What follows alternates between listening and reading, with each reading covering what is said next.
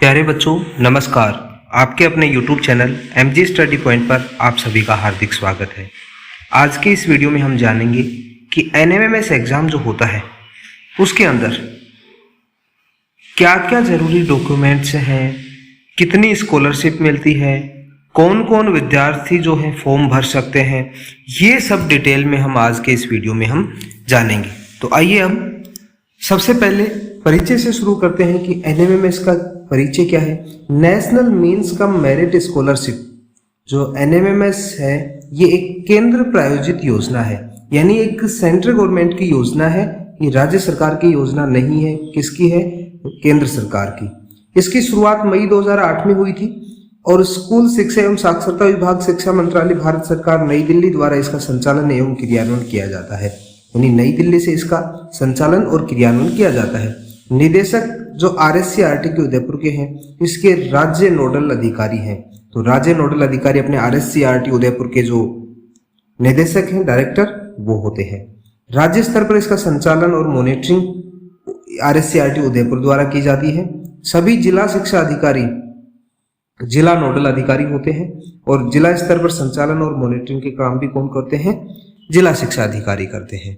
अब इस योजना का उद्देश्य क्या है उसके बारे में हम बात करते हैं कि इस योजना का क्या उद्देश्य है।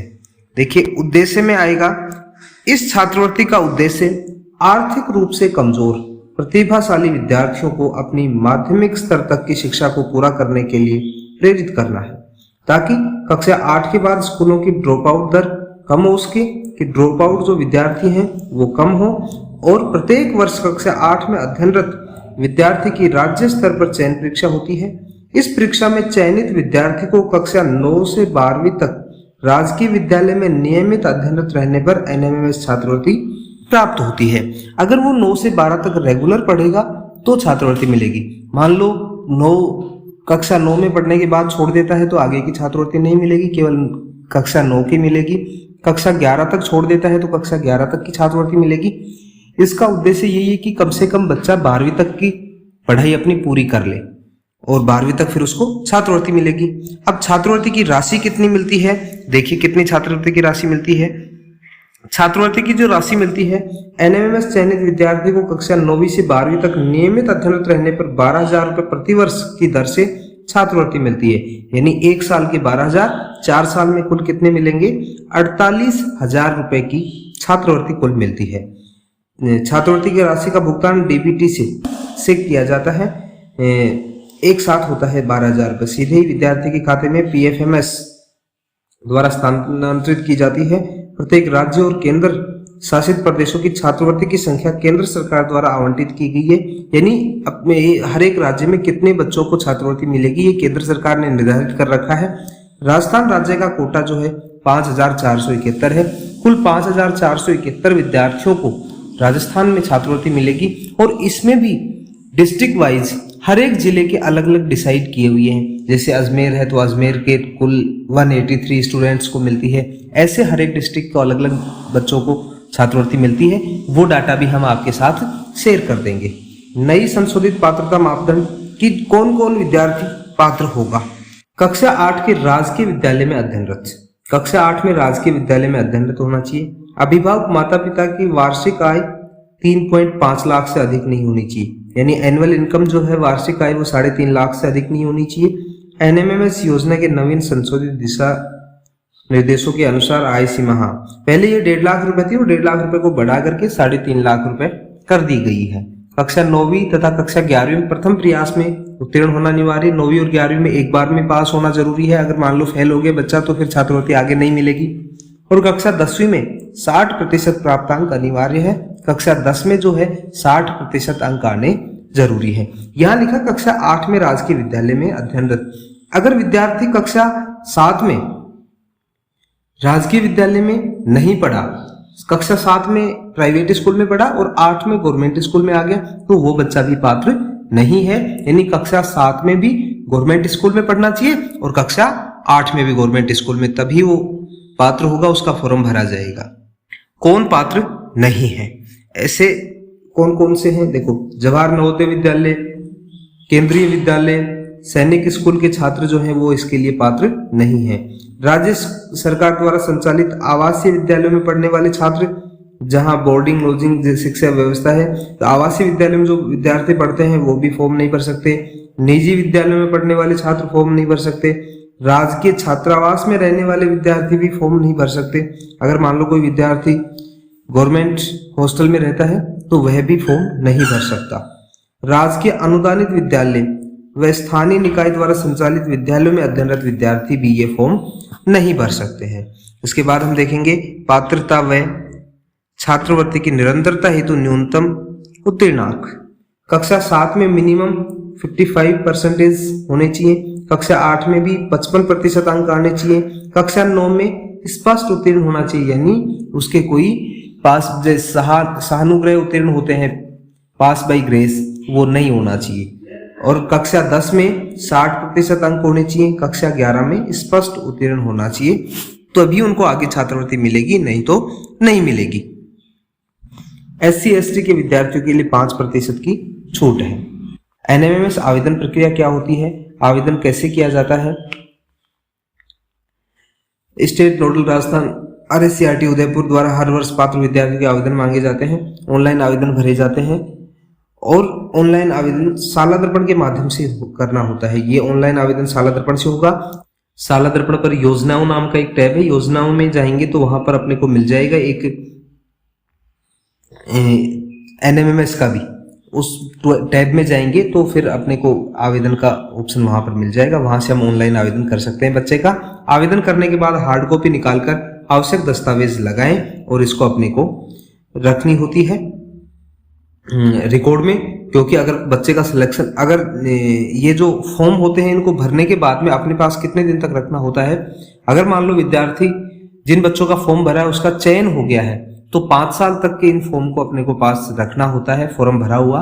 और अगर मान लो किसी बच्चे का चयन नहीं हुआ तो उसके फॉर्म का रिकॉर्ड भी अपने को 1 साल तक रखना होता है। यह परीक्षा केवल एक ही बार होती है तथा छात्रवृत्ति 4 वर्षों तक मिलती है, यानी कक्षा 8 में अध्ययनरत रहेगा तब परीक्षा एक बार होगी और उसके बाद हर साल उसको फॉर्म भरना पड़ेगा NSP पोर्टल पर और रिन्यूअल करना होगा। उसके बाद उसको छात्रवृत्ति मिलेगी। बार बार ये परीक्षा केवल एक बार देनी होती है। मूल आवेदन संबंधित विद्यालय में सुरक्षित रखें। और अगर कोई बच्चा दिव्यांग श्रेणी में आवेदन किया है तो दिव्यांगता का प्रमाण पत्र जरूर लगाना होता है। अभी आपको मैंने बताया परीक्षा में सफल विद्यार्थियों के आवेदन 4 साल और असफल विद्यार्थियों के आवेदन पत्र 1 वर्ष तक, यानी टोटल 5 साल इसलिए हो जाते हैं। 4 साल तक तो उसको स्कॉलरशिप मिलेगी और 1 साल अपना जो जिसमें अभी कक्षा 8 में पढ़ रहा है तो ये तो ऐसे 5 साल हो जाते हैं। और असफल विद्यार्थी है तो उसका 1 वर्ष तक रिकॉर्ड सुरक्षित विद्यालय में रखना होता है। किसी भी परिस्थिति में ऑफलाइन आवेदन स्वीकार नहीं होंगे। आवेदन केवल ऑनलाइन भरे जाएंगे, ऑफलाइन नहीं भरे जाएंगे। आवश्यक दस्तावेज क्या क्या है कि कौन कौन से? कक्षा 7 की अंक तालिका केवल राजकीय विद्यालयों से 55% प्राप्तांक सहित, यानी कक्षा 7 में राजकीय विद्यालय में पढ़ा हुआ बच्चा हो और उसके अंक तालिका, जाति प्रमाण पत्र, साथ में माता पिता का आय प्रमाण पत्र, ये भी जरूरी है, आय प्रमाण पत्र, और दिव्यांगता प्रमाण पत्र। अगर कोई विद्यार्थी दिव्यांग है तो उसका दिव्यांगता का प्रमाण पत्र होना चाहिए। राजस्थान का मूल निवास प्रमाण पत्र, मूल निवास प्रमाण पत्र भी जरूरी है। आधार कार्ड और बैंक की पासबुक की फोटोकॉपी, ये आवश्यक दस्तावेज हैं। आप ध्यान रखें कि अपने आधार कार्ड में जो नाम है वो और स्कूल के रिकॉर्ड में जो नाम है उसमें कोई मिसमैच नहीं होना चाहिए, एग्जैक्ट सही होना चाहिए। नहीं तो आप एग्जाम में पास होने के बाद में भी जब NSP पोर्टल पर स्कॉलरशिप क्लेम करने के लिए आवेदन करेंगे तो आवेदन नहीं भरा जाएगा। इसलिए यह पहले ही सुनिश्चित कर लें कि आधार कार्ड में और आपके स्कूल के रिकॉर्ड में जो नाम है बच्चे का, डेट ऑफ बर्थ है, उसके अंदर कोई मिसमैच ना हो। आगे देखते हैं परीक्षा पैटर्न क्या होगा। पेपर 2 भाग होंगे, मैट और सेट, यानी एक तो मानसिक योग्यता परीक्षा और एक शैक्षिक योग्यता परीक्षा होगी। दोनों 90-90 नंबर के होंगे, कुल 180 नंबर का पेपर होगा। अब इसमें क्या क्या होगा देखना दोनों में। ये आप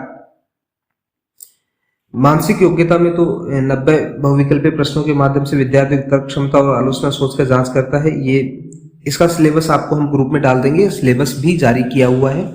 शैक्षणिक योग्यता परीक्षण कक्षा 7 और 8 के स्तर के विज्ञान, सामाजिक विज्ञान, गणित विषयों के 90 बहुविकल्पी प्रश्न।